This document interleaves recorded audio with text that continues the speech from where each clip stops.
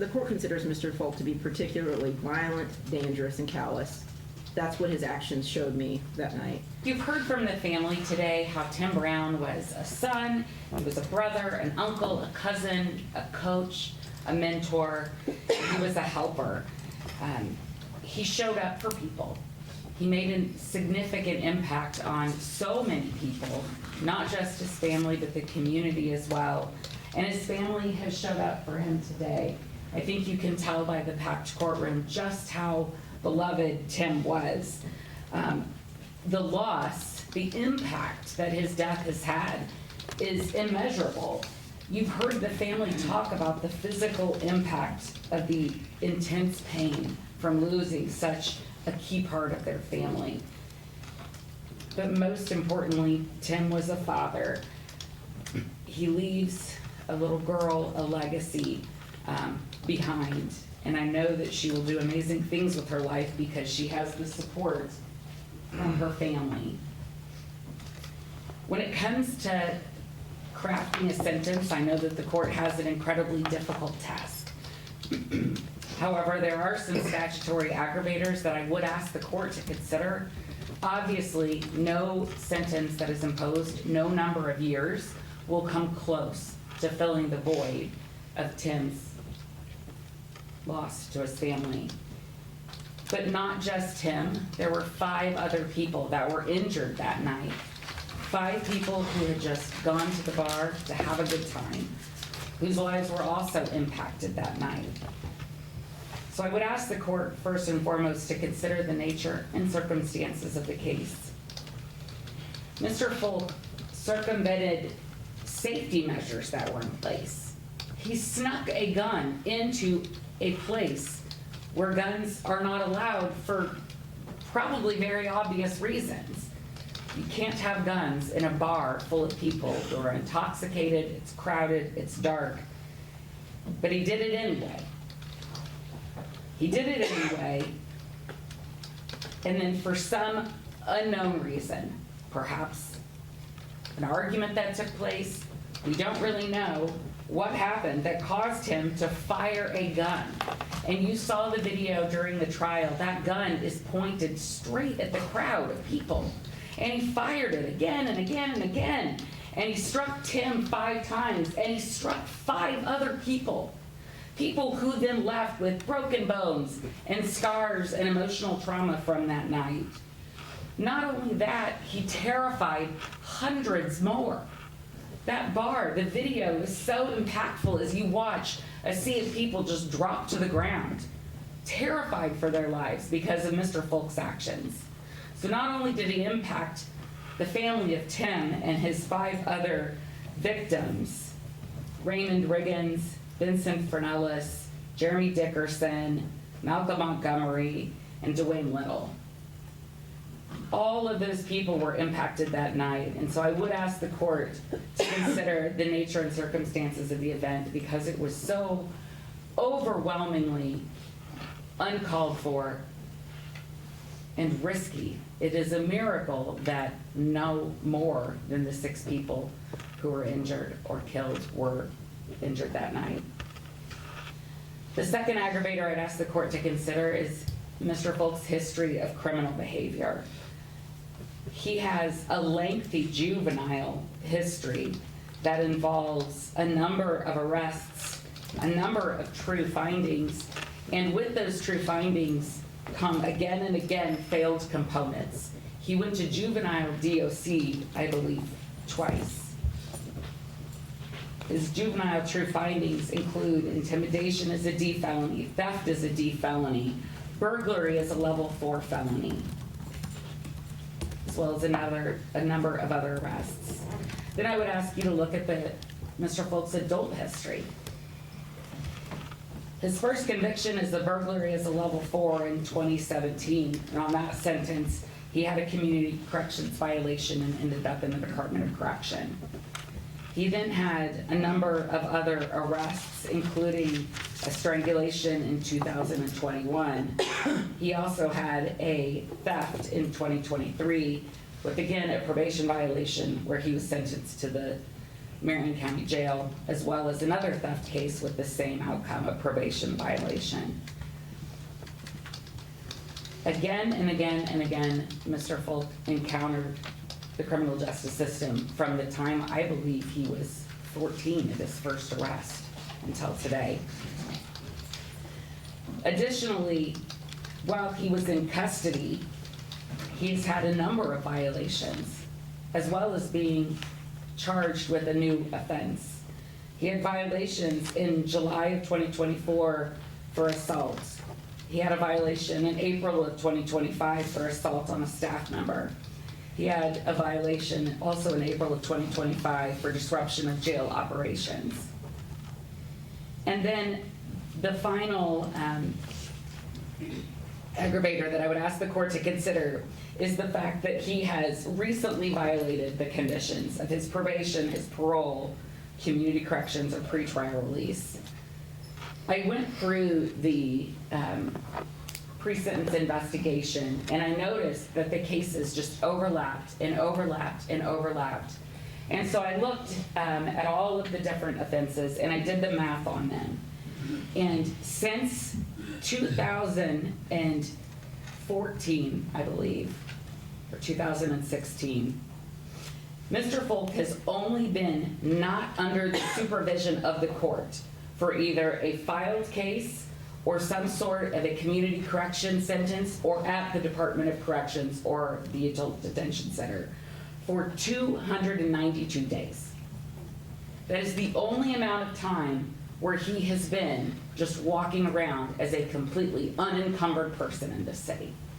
The entire rest of his life has been committing one offense after another, after another, after another. At times, only a week to 2 weeks in between.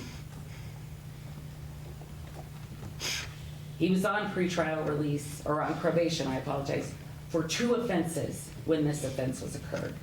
So I would ask the court to consider all of those aggravators. There are some mitigators that the court could potentially consider. However, I think the only one that really, truly, potentially applies is the fact that Mr. Fulk has children, and that it would be a hardship on them.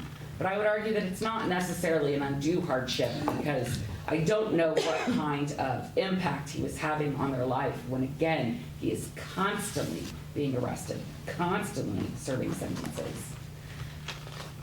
No other mitigator applies, because this crime was harmful to so many people, and it threatened the harm of so many others.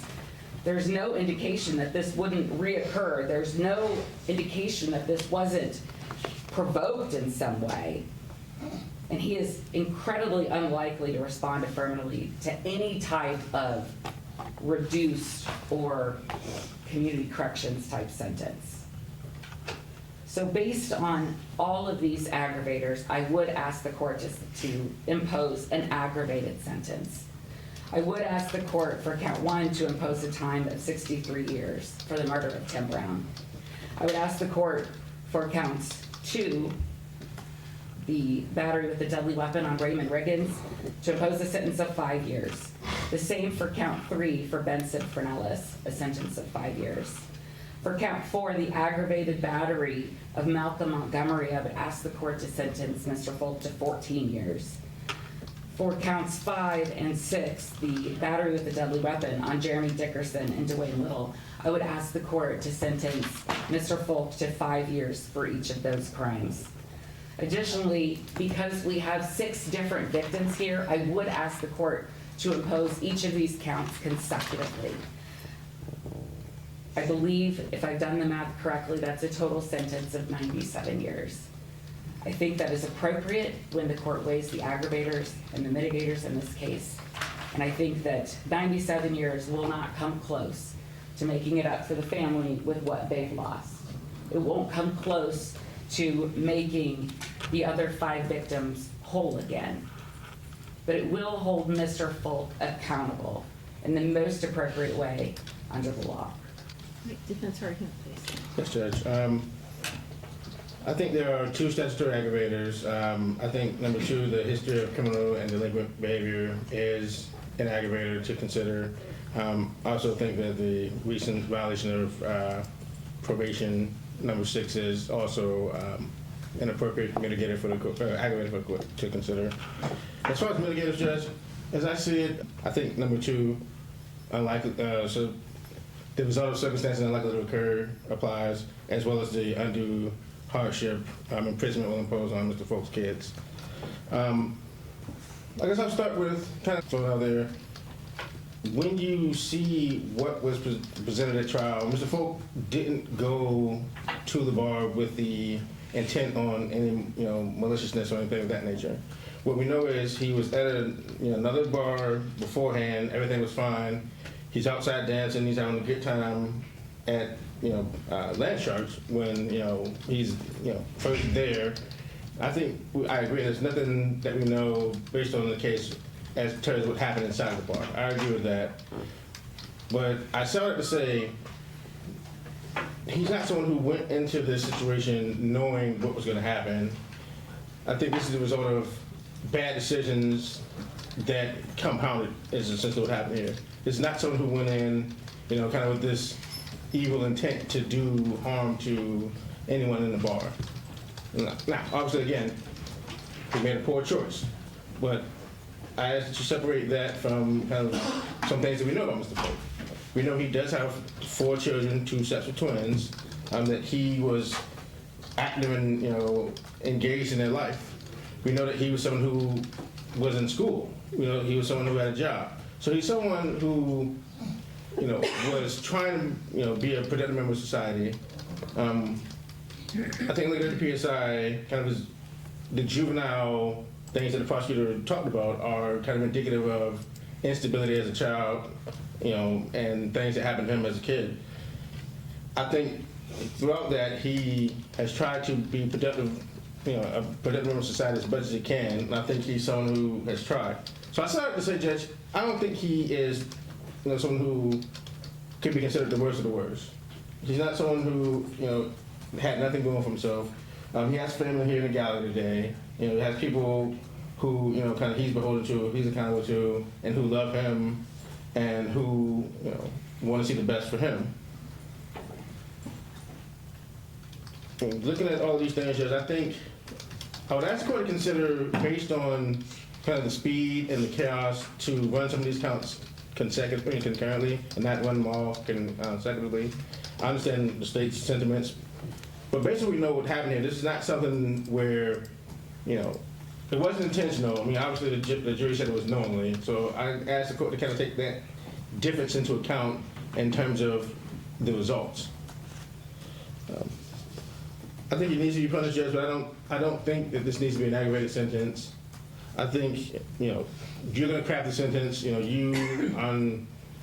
take the perfect position. You've seen all of the, you've seen all of, the whole case, from beginning to end. So I think you are in a good position. Far be it for me to kind of talk about a number, but I would ask that the court to consider, at the very least, a balanced sentence. Judge, if I may briefly add one thing. Yes, and then Mr. Fulk will have the opportunity to. Yeah. Thank you. Here you go. Yeah. Your Honor, we're here for a number of reasons today. Gun violence is a complex social problem. Mr. Fulk had and exercised agency that night. We are not minimizing that, although we do maintain that this was criminal recklessness. We are here in part because of our government's abject failure to protect us from gun violence. We would not be here if our government had made appropriate efforts to protect our community from gun violence. So I wish to add, again, that this is a complex social problem that cannot be laying at the feet solely of Mr. Fulk. And so for those reasons, we are asking for a more mitigated sentence than the state is requesting. At this time, if you would like to make a statement, you may do so, and I'll consider that before deciding on your sentence, sir. Is there anything you'd like to say? No, thank you, Judge. The pre-sentence report with the correction that was made with respect to the juvenile record, the evidence that was presented at trial, the evidence that was presented during this hearing, Exhibits 1, 2, and A, those were letters presented by both parties that the court had the opportunity to read, and then to consider them. The court has considered arguments at counsel. The court gave the defendant an opportunity to make a statement. He chose not to, and he is not required to do so. With respect to aggravating circumstances, the court considers Mr. Fulk's criminal history and his history of delinquency to be an aggravator. Mr. Fulk's history is particularly aggravating in nature. He has a sustained history over many years of constantly committing crimes or delinquent acts. It's also an aggravating circumstance that he was on probation when this occurred. The nature and circumstances, as awful as they are, I'm not going to consider that as a separate aggravating circumstance because I think that that's captured in the 6 separate, nothing that the court can ever do can bring back a family member, a loved one who's gone. And so the nature and circumstances of homicide matters, it's always horrible, and that's captured by the 45 to 65 year range. With respect to mitigating circumstances, I did have the opportunity to read the letter that was submitted by the defendant's fiance. I understand that he has 4 children, that this would be a hardship on the defendant's children. And the court did note in the pre-sentence report that Mr. Fulk had some level of instability in his childhood that the court will consider. All of that being said, the court considers Mr. Fulk, based on his actions, based on the evidence that the court was able to see during the trial, the videos that were presented, the court considers Mr. Fulk to be particularly violent, dangerous, and callous. That's what his actions showed me that night. The court does not find that these circumstances are unlikely to occur. The court finds that if given the opportunity, Mr. Fulk would do something similar again, as his criminal history has shown us. And none of us know exactly what Mr. Fulk planned to do when he went into the bar, but the evidence shows that at some level, Mr. Fulk made a decision that he was going to arm himself for some reason when he was inside the bar. His actions of retrieving the firearm from the individual that was with him and then later using the gun, I don't know what he was planning on doing, but he made a decision that he was going to ready himself to use a firearm. Then he used that firearm in a crowded bar filled with people and shot the firearm many, many times. This isn't a circumstance, this is awful as it would be, this isn't a circumstance where he shot at one person and then hit someone that was on the other side of a wall. You were in that bar, you saw all those individuals there, and you fired multiple times moving around in the bar. I don't know why you did that, but you were aware of what you were doing. To disastrous effect on the people that were shot, the other people that were in the bar. 6 individuals were shot, 1 was killed, many people were traumatized as you saw everyone running out of the bar, ducking, hiding. It was a completely chaotic, scary scene that was caused. Given all that, I don't believe that concurrent sentences would be appropriate. Consecutive sentences are appropriate in this matter because all of these 6 individuals deserve separate sentences. That is what is fair and appropriate. And given the aggravators and mitigators and balancing those, a mitigating sentence as to each of those counts also would not be appropriate. Each of these counts deserves to be served consecutively, and each requires an aggravated sentence. That is what's fair and appropriate. So for count 1, the sentence will be 60 years. For count 2, 4 years. For count 3, 4 years. For count 4, that's an aggravated battery, that will be 12 years.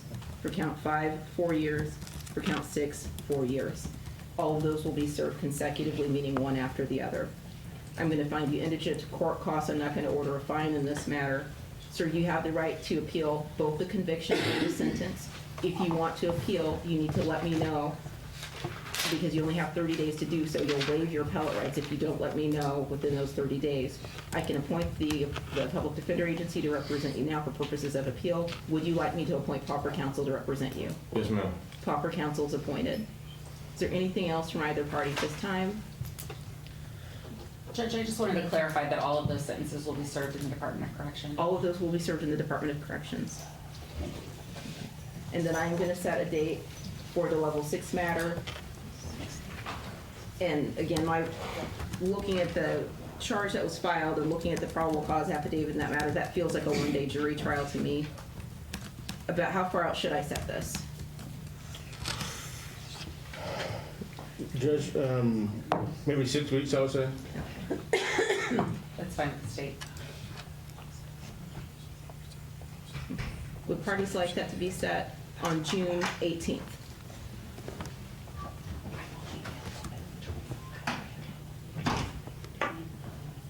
Let me make sure on the film. June 18th. If I could have one separate one. And it's one count of battery on a public safety official. That's what it is. Yeah, that's fine with the state. Right, June 18th at 8:30 is the jury trial date, and then I'll set a final pretrial date.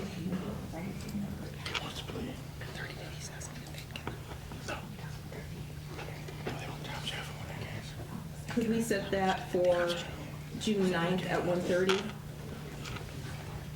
I apologize. Is that okay? June Yes. 9th at 1:30 for the final pretrial, is that okay? Yes. Yes. Okay. And then if anything changes, then just send me an email and let me know, okay? Yes, sir.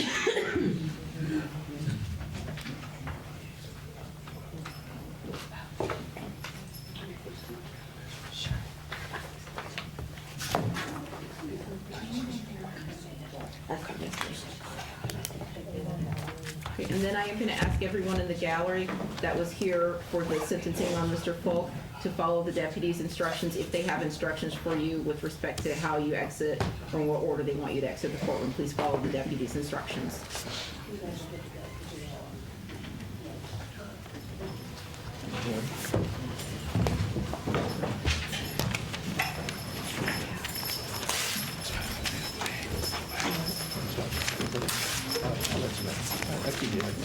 Yeah, please.